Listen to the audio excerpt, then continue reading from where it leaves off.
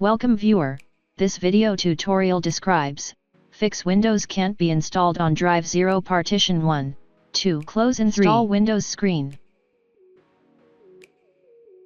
Press Shift and F10 keys.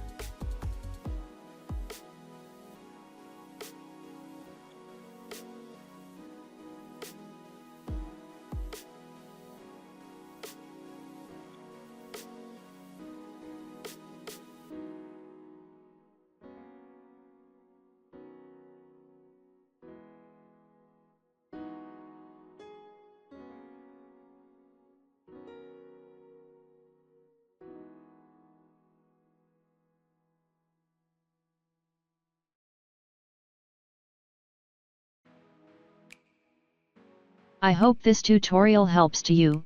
Please like, share and don't forget to subscribe our channel.